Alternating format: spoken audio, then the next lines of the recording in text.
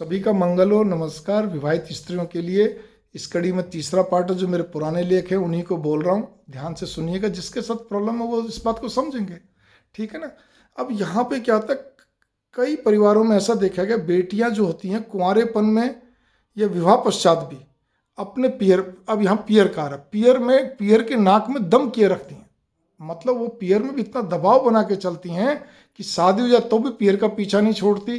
वो पियर वाले भी कान पकड़ते रहते हैं, क्या करें, लेकिन मजबूरी, बेटी तो बेटी है, ठीक है। तो ये इसी प्रकार ऐसी बेटियां विवाह पश्चात भी अपने पियर में कोई ना कोई फरमाइश स्वयं किए रखती है। पति नहीं करता, ससुराल वाले नहीं करते हैं, लेकिन बेटियां करी रखती हैं, और वो भी फोर्सफुली। उदाहरण तो, एक करोड़पति संयुक्त परिवार की बेटी का विवाह करोड़पति संयुक्त परिवार में हुआ। सौभाग्य से पति अच्छा मिल गया, परंतु बेटी ने अपने तेवर द्वारा ससुराल वालों के साथ मधुर संबंध नहीं रखते हुए अपने नखरे द्वारा पति को भी दबा दिया, सबको दबा के रख दिया।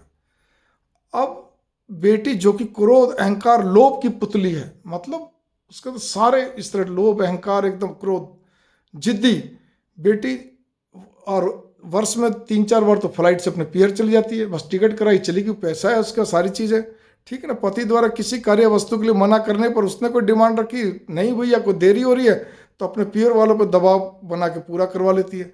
अब पति तनाव में रहता है, जबकि सामर्थ्य वाला। फिर ध्यान दीजिए, कभी कभी ऐसा होता है आगे जरा से भी मुंह से निकलते ही उसकी बात पूरी नहीं, तो बस फट पियर में फोन करो, मेरे को ही चाहिए, होगी समस्या खड़ी, ठीक है। इसी प्रकार से ये कोई जरूरी नहीं कि बिजनेसमैन की बेटियां हों। मैंने अच्छे अच्छे सर्विसमैन जो बहुत ऊंचे ओहदे पे लोग हैं, पदों पे हैं, उनकी बेटियों को भी ऐसा देखा है मैंने, ठीक है। दूसरा पॉइंट, एक अन्य उदाहरण में उपरोक्त बातों के साथ साथ जो मैंने बताया वो तो है ही उसके अंदर गुण, स्वयं का काम करने का शौक, जिसमें घर में कम रहना पड़े तथा घरेलू कार्य नहीं करना पड़े। जबकि घर में नौकर और चाकर, फिर भी बस घर में नहीं रहना पड़े, मैं कुछ ना कुछ काम करूँगी। अतः अच्छी पढ़ाई का बहाना लेकर बच्चों को हॉस्टल में डाल दिया, जिससे उसका कार्यभार हल्का हो। करोड़पति होते हुए टाइम पास का बहाना लेते हुए अपने को साड़ियाँ, हैंडीक्राफ्ट आदि में व्यस्त कर लिया। पति के सामने सुबह व रात को उनके कार्य को दौड़ दौड़ के पूरा कर देगी, तथा ऐसा जताएगी जैसे उस पर घर तथा बाहरी कार्यों का कितना दबाव है, जिससे कारण से वो तनाव में रहती है। मतलब कमाल की बात है, उनको मतलब सब कलाएं आती हैं, लेकिन अब क्या करें, ससुराल वाले बेचारे चुपचाप देखते रहते हैं, ठीक है ना। पति भी देर सवेर तो समझता ही है, लेकिन एनीवे। तीसरा, और आर्थिक पद के मुताबिक बहू का पियर ससुराल वालों से ऊंचा होना। कई लड़कियां बहुत बहुत ऊंचे पदों वाले घरों से आती है, या कहते पैसे वाले सेलिब्रिटी की आती है, ससुराल उनके मुकाबले में इतना नहीं होता, लेकिन तब भी वैसे में बहू को अपने पियर को रौब नहीं दिखाना चाहिए। मतलब बहू को अपने पियर का रौब नहीं दिखाना चाहिए ससुराल के अंदर। जैसा ससुराल हो वैसा बन जाना चाहिए।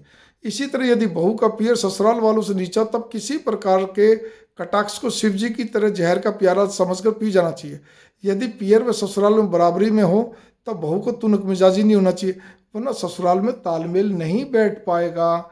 मेरी इन सब बातों को गहराई से समझिए, सुनिए, इस पर किंतु परंतु खाने नहीं है। जिसके साथ बीत रही है, जो ऐसा कर रहे हैं, उनको अपने आप को सुधारना चाहिए। जिसके साथ बीत रही वो समझ रहे। मंगल कामने, नमस्कार। चौथा पार्ट।